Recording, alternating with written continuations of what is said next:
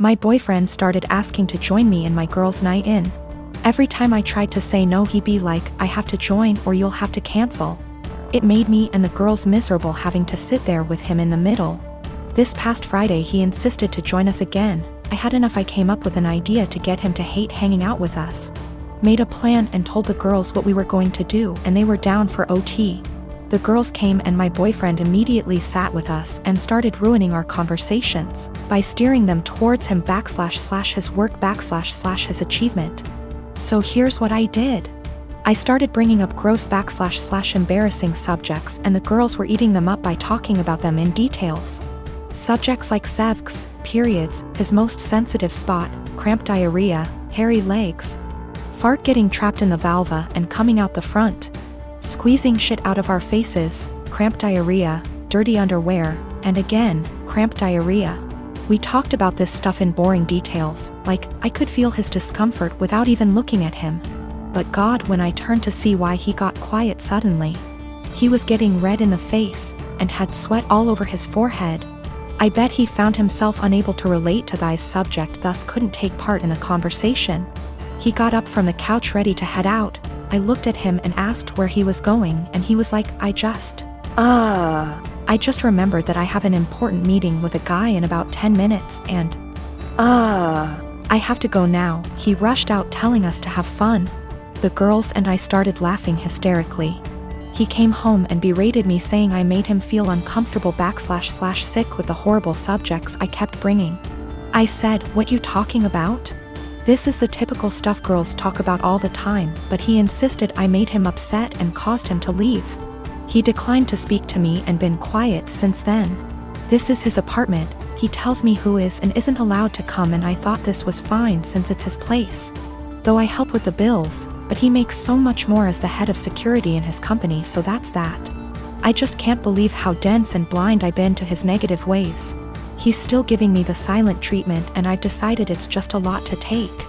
And so I'm temporarily moving in with one of the girls and will now be definitely reconsidering few things. I am a 19-year-old female. I have an estranged grandpa, more or less. He's my dad's father, but my dad hardly had a relationship with him.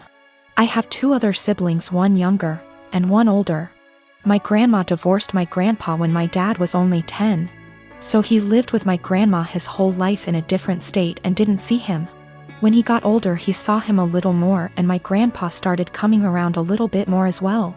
He'd stay for a week at a time and then go home. He was an old, bitter man, to be honest. He never got remarried and lived his whole life in his coastal town with the same friends he'd had his whole life. He wasn't pleasant to be around and could hold grudges longer than anyone I've ever met. But regardless of this, he was filthy rich. He owned a successful business that he sold for $1 million.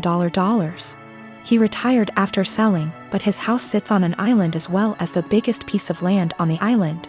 So it sold for well over $3 million. I was never close with my grandpa, but I took after his sister, who is in right now, and he adores her. He always told me that he was proud to see me follow in her footsteps. He died a few months ago. Since then, my family has been torn apart. He left everything to me. He essentially liquidated all of his assets, and it ended up being close to $8 million. I was shocked. I didn't and still don't know what to do with the money, but I'm going to save it. My dad and stepmom as well as my siblings are hounding me to split the money with them. I just can't do it.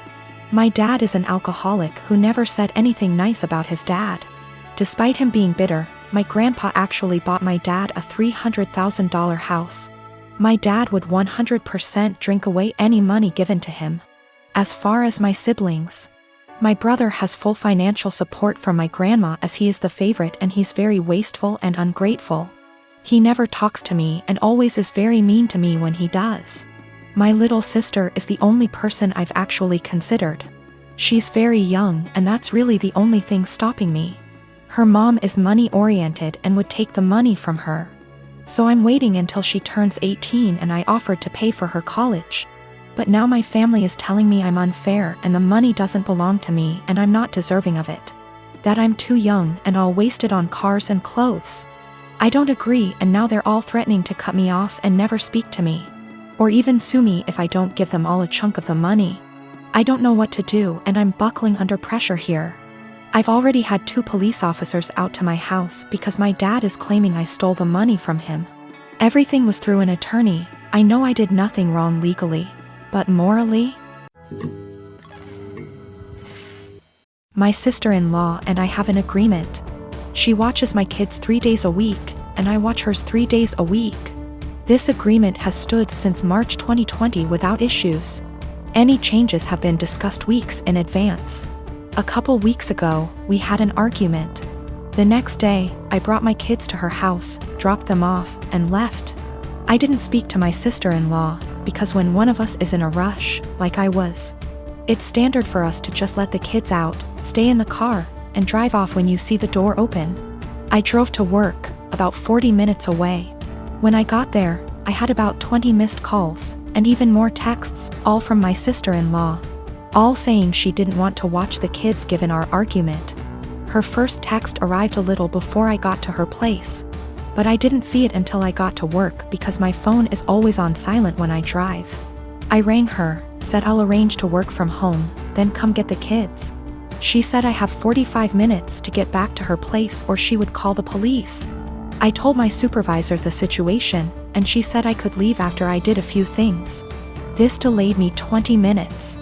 When I got back to my sister-in-law's, just over an hour later, she said she'd already called the police when the 45 minutes ran out. I then had to stick around long enough to tell the officer that I didn't abandon my children, there was just a communication issue. Sister-in-law and I had another shouting match later over this. I arranged other childcare for my kids and I've been mostly ignoring her since. However, she reached out and apologized, and has asked if I'd be willing to go back to the old childcare arrangement. I work with kids. If I got child abandonment on my record, I would never work in my field again, which she knew. And her calling the police was a massive overreaction, so if she needs a babysitter she can go whistle for all I care.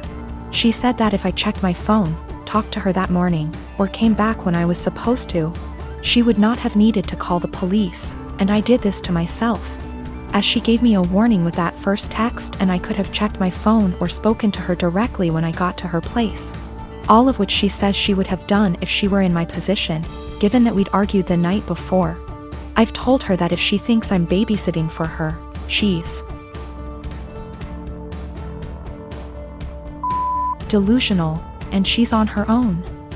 Because of my refusal, it's looking like she may have to quit her job because my brother and her would pay more for a babysitter than they would earn from her working. My mother and brother have both called me an arsehole because there were no consequences to her calling the police, and that while she overreacted, she's apologized, so if I really forgive her, I'll let us move on.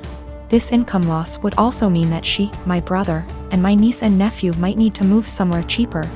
That my brother might have to take on extra hours at work.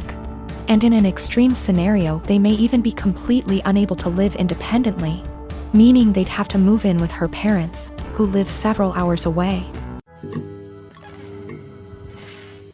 I'm the dad of a 25-year-old young girl who I love very much.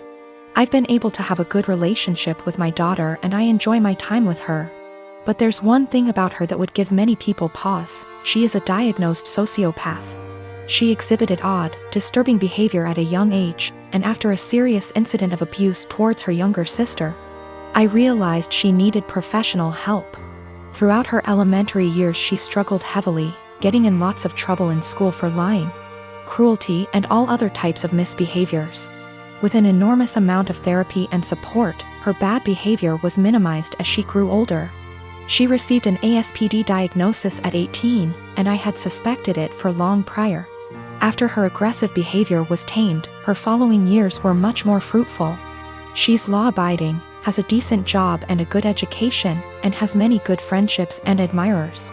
Especially male admirers. She is very, very charming and adept at attracting guys and maintaining their interest. She uses that old dating guide, The Rules, like a Bible. She currently has a boyfriend of about a year and a half who's crazy about her, and who I have a very strong relationship with. We live in the same area and spend time together regularly. He is a great guy, very kind, funny and intelligent. But I doubt she loves him. We've had some very honest, in-depth discussions about her mental health since her diagnosis. And she's been open with me that she doesn't feel love or empathy towards anyone, even family.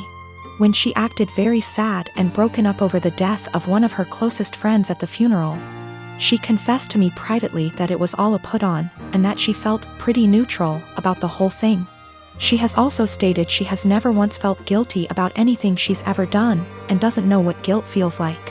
While she enjoys being around her boyfriend and is sexually attracted to him, I highly doubt she feels much of anything towards him love-wise. Her boyfriend, who might propose soon, has no idea about her diagnosis. And she's been very upfront with me that she has no plans to ever tell him, thinking it'll scare him away. I've made it clear to her that she needs to tell him the truth before they marry, that he has the right to know and consider it, or I will, to which she always responds, "I know you wouldn't dare." I really like and respect this young man, and would feel awful keeping this secret from him, and letting him walk into a marriage without this piece of knowledge. I'm not trying to sabotage my daughter's future. Maybe her boyfriend's love of her personality and other aspects is enough that it won't end the relationship. It's his decision to make, but he deserves all the facts. Someday he's bound to find out she's a bit off. It can't be kept a secret forever.